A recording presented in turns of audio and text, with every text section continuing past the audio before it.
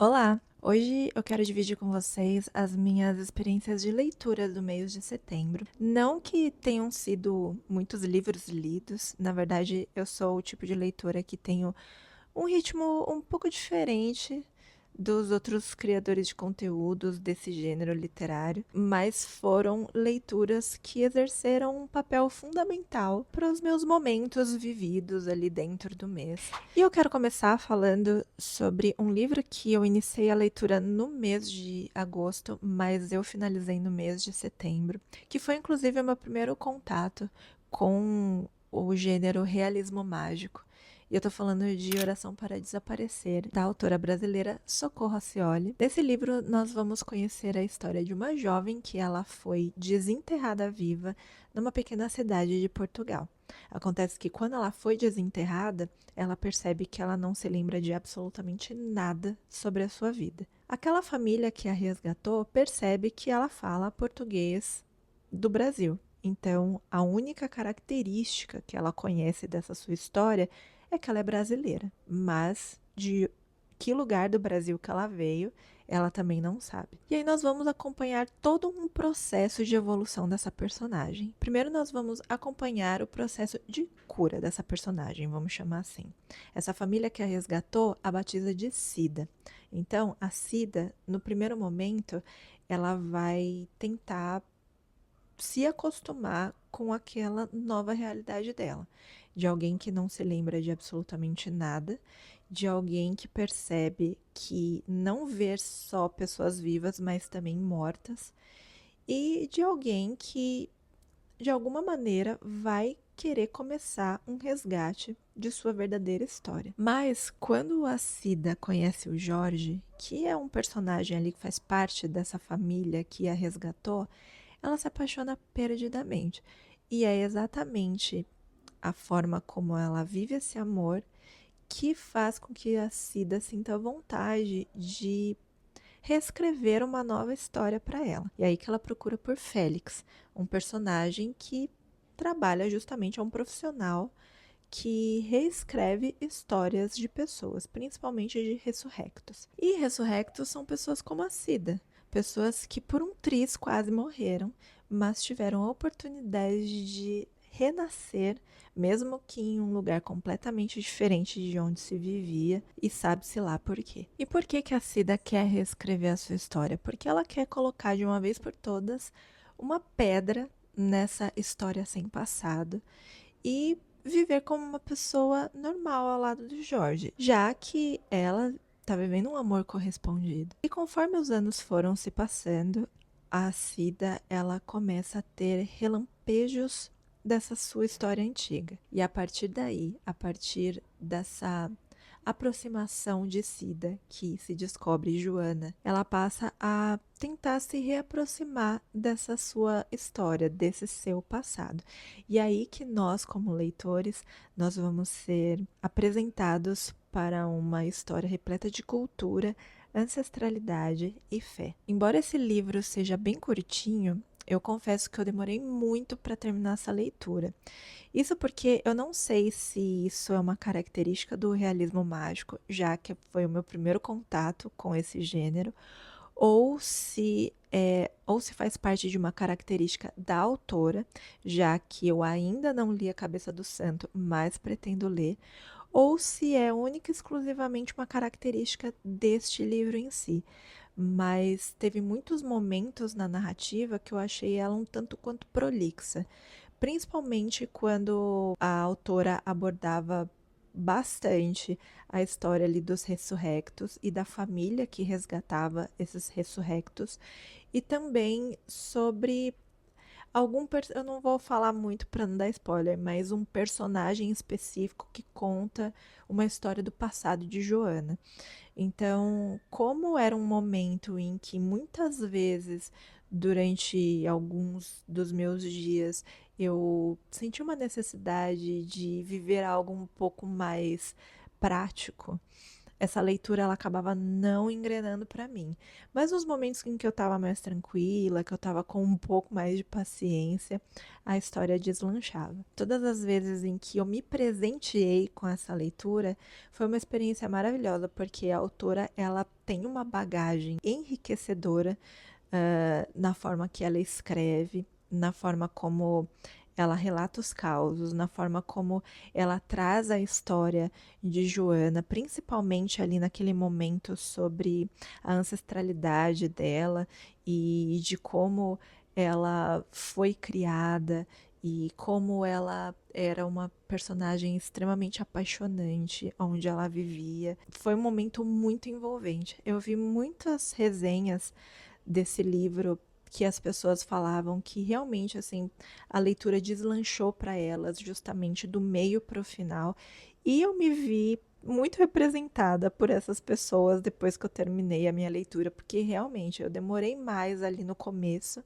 para engrenar a leitura, mas depois da metade pro fim foi que foi. Aí quando eu terminei a leitura de Oração para Desaparecer, eu tava num momento muito específico que a minha cabeça tava muito cheia, porque estava acontecendo muita coisa, não só no Brasil, mas também no mundo. Então, sabe quando você precisa de uma leitura que deixe o seu cérebro lisinho, lisinho? E foi aí que eu tive a ideia de começar a leitura de Um Amor Problemático de Verão, esse livro que a Lia me deu de presente de aniversário também.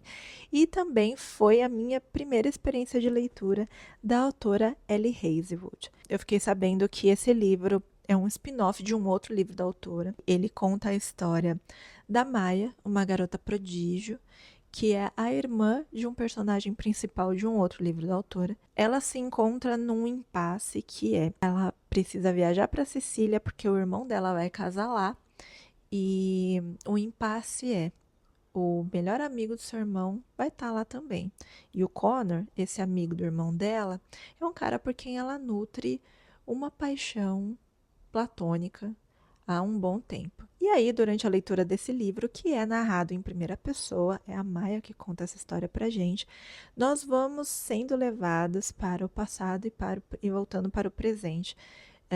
E é através dessas viagens ao passado, não muito distante, nós vamos entendendo que o Connor também corresponde esse sentimento, mas ele tem ali umas limitações, porque a Maya e o Connor, eles têm uma diferença gritante de idade. E como o Connor, ele tem um baita nariz torto com o pai dele, que justamente é conhecido por pegar novinhas, ele não queria também levar a mesma fama do pai. E esse livro, ele não vai basicamente nos trazer uma problemática, uma lição moral sobre esse age gap que eles têm. Na verdade, o intuito desse livro é arrancar umas boas risadas da gente. Então, o que você pode esperar desse livro? Personagens, tanto os protagonistas quanto os coadjuvantes, muito bem construídos. A Ellie Hazelwood consegue fazer isso muito bem. Diálogos extremamente engraçados e envolventes.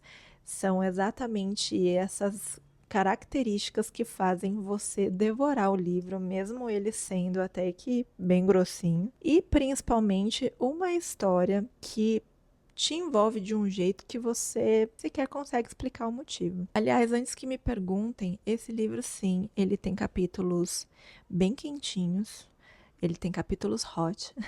Se você é do time das recatadas, talvez essa leitura não vai ser muito legal para você. Enfim, Um Amor Problemático de Verão é uma viagem à Sicília, muito embora a autora deixe claro no final do livro que alguns lugares ali foram criados por ela, mas que ela nutre uma paixão incondicional à ilha.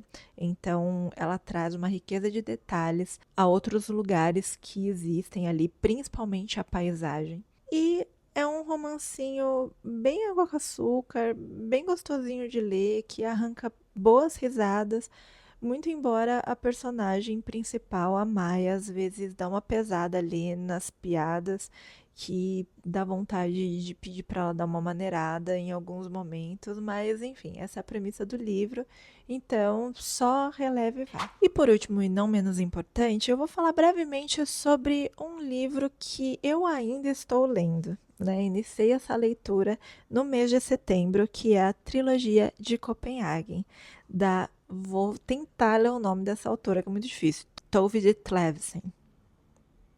Deve ser isso, né? Bom, enfim, esse livro ele foi escrito a partir de 1964, se eu não me engano.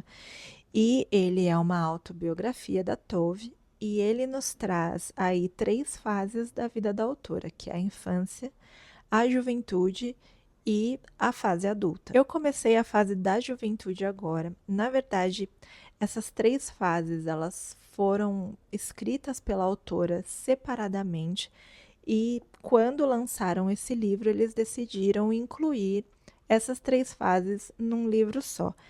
E dizem que, inclusive, quem panfletou esse livro para mim foi exatamente a pessoa que me deu de presente, minha amiga Anelisa. Tanto ela como pesquisas que eu fiz a respeito, dizem que a Helena Ferrante bebeu bastante dessa fonte. Então, eu me arrisco a dizer que esse livro ele é perfeito para quem se tornou órfão da tetralogia napolitana, porque realmente tem muitos traços do que Helena Ferrante traz ali na história de Amiga Genial. Nós temos uma infância, apesar da infância da Tove ter sido anos muito antes, eu acho que, sei lá, 3 décadas antes, talvez, da que a Helena Ferrante traz da Lenu e ali do seu povoado.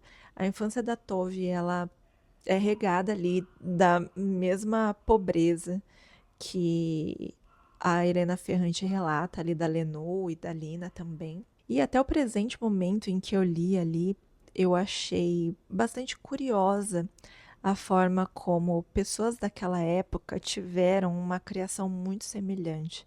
Né? Muitas das coisas que a Tove fala que viveu, eu vejo em pessoas muito próximas a mim, sabe?